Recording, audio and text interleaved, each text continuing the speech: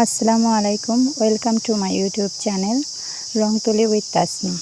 যারা আমার video regular দেখেন তারা অবশ্যই জানেন যে আমি বিভিন্ন ধরনের হ্যান্ড পেইন্টের কাজের ভিডিও এবং বিভিন্ন ধরনের রেসিপি শেয়ার করে থাকি। তো আজকে একটি কলার পিঠার রেসিপি আপনাদের সাথে শেয়ার করব। তো প্রথমে কলাগুলো পিস পিস করে কেটে নিতে হবে। কেটে নেওয়ার পর কলাগুলোর খোসা ছাড়িয়ে নিতে হবে।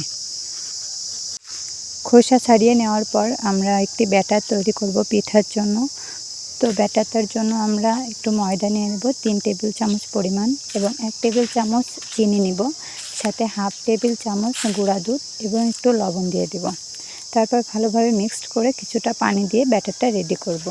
1-2 মিনিটের মতো আমরা ব্যাটারটা ভালোভাবে গুলিয়ে নেব।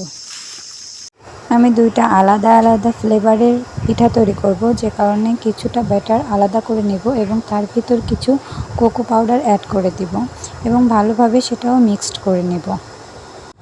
ব্যাটারটা মিক্সড হয়ে গেলে আমি একটা সাইডে রেখে তেল গরম করার জন্য দিব এবং তেল গরম হওয়ার পরে যে কলাগুলো আমরা কেটে রেখেছিলাম সেটা ব্যাটারটার ভিতর ডুবিয়ে তেলে ভেজে নেব।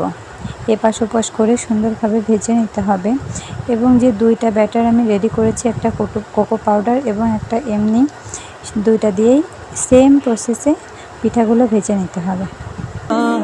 তোমার হাঁটার পরে আমি উড়ে দোলা, আমার হৃদয়ে বাজে বালাগলোলা, আমার হৃদয়ে বাজে বালাগলোলা।